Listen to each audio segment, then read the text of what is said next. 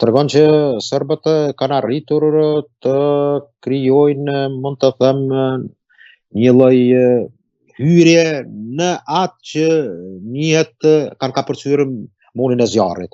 Dhe qëllimi i serbëve nuk është qëllimi me evropian, qëllimi të afrohen me evropian. Qëllimi i serbëve është të krijojnë raporte sa më të mira me shtëpinë e bardhë për të Atlantikut. Kjo do thotë është ajo që mendoj që edhe në takimin me djalin e Trumpit e ka këtë point. 6, mund të them, organizata lobuese serbe kanë licencat për të lobojnë në SBA. Ne shqiptar fatkeqësisht kemi 0. Edhe kjo është forma lobuese edhe e djalit e Trumpit. Dhe mendoj që në ardhja e tij në Beograd mund të krijojnë, mund të them, kthimin e asaj që serbët e mendojnë për të hyrë përmes, mund të them, asaj që është vështirë të deportohet, por mund të them që në këtë drejtim kanë pasur edhe sukses. Përmes këtij lobimi, apo kërkon Serbia që të përfitojë diçka më tepër, qoftë në këtë rast edhe Kosovën? Serbia 2 poenta momentale duke shtuar ato turbulencat dhe protestat jashtëzakonisht të fuqishme brenda. Meqense ato protesta do të krijojnë një imazh të ri në mënyrë evolutive, do të kemi krijimin e një force të re në Serbi nga elitat intelektuale të universitetit, studentë dhe profesorë të universitetit, dhe ajo çka do të krijon pa gjakderdhje, sepse do të ketë eksese, besoj që do të ketë edhe viktima në të ardhmen. Nuk ndryshohet dhe nuk transformohet as shpejt ai despotizmi i Vučićit që të lëshoj pushtetin as lehtë. Dhe mendoj që politika serbe ka 2 poenta të tilla, të cilat me Republikën entitetin serb në Bosnjë dhe me atë që quhet shpërndarjen, mund të them, për brenda lëkurës së Leopardit në Kosovë, të krijimit të asaj që më njihet asociacioni, dhe mundësisht serb kërkojnë që të kenë edhe ndarje territoriale, të krijojnë kushte që po që se vjen iniciative të tillë nga amerikanët. Shumë edhe analistë në Amerikë nuk e përjashtojnë këtë mundësi, mirë po duket që është për momentin jo reale. Ato në botë, zoti Quku, ku përmendën ndarje të tilla, siç është rasti me territorët në Ukrainë, pastaj bartja apo deportimi i popullatës Gaza, mund të kemi zgjedhje, marrja kanalit të Panamës, marrja Grenlandës.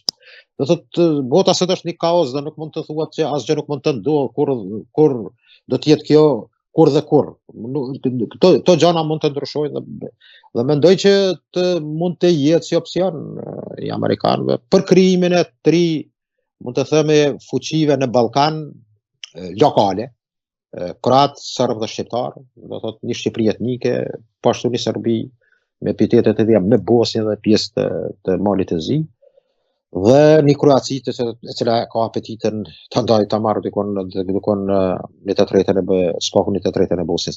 Dhe mendoj që në këtë drejtim serbët dëshirojnë të krijojnë konturat të planit A ose B.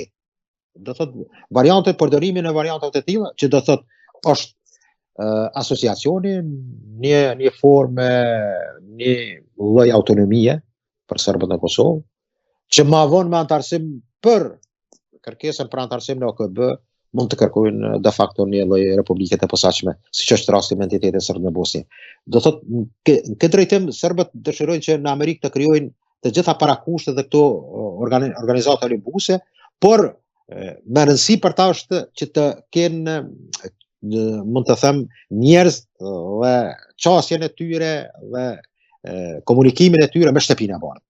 Dhe në këtë drejtim, shoqëruar nga aspekti global, takimet dhe marrëveshjet ruso-amerikane, takimi Trump-Putin dhe relaksimi i këtyre raporteve është pozitive edhe për politikën serbe. Dhe kjo për ne duhet të jetë brengose dhe duhet një mobilizim për ata, them që shqiptarët kanë nevojë në unision të krijojnë lobime të forta, siç kanë qenë në vitet 90 në Shtetet e Bashkuara të Amerikës. Çfarë do të thotë marrëveshja e nënshkruar mes Shqipërisë, Kosovës dhe Kroacisë në fushën e sigurisë, dhe a është ky një paralajmërim për një rrezik të mundshëm nga ana e Serbisë në të ardhmen, Duke qenë se dhe vetë Beogradi është tërbuar, po të themi në një farë mënyre, nga nënshkrimi i kësaj marrëveshje. Është shumë e rëndësishme, kam drejtën. Marrëveshja e tillë trepalshe Kroaci, Shqipëri, Kosovë është deklarat e një memorandumi. Tash në definim a është aleancë, është vështirë të thuhet. A është partneritet strategjik? Nuk është partneritet strategjik. Janë 3 shtete të cilat 2 nga ato janë anëtare të NATO-s, njëra që është Kosova ka apetite për të hyrë sa më shpejt në NATO, por mund të them një deklaratë e tillë është jashtëzakonisht interesante dhe nënkupton 4 pika të cilat janë paraqitur në tekstin origjinal, që ka të bëj, do thotë, pej bashkëpunimit ushtarak në lamin e industrisë së mbrojtjes, stërvitjes dhe trajnimeve të tyre, dhënies së informacioneve, luftën, do thotë, kundër dezinformatave dhe apo që si quhet tash luftën speciale, luftën hibride, të kenë një qasje dhe një bashkëpunim të ngushtë mes tyre.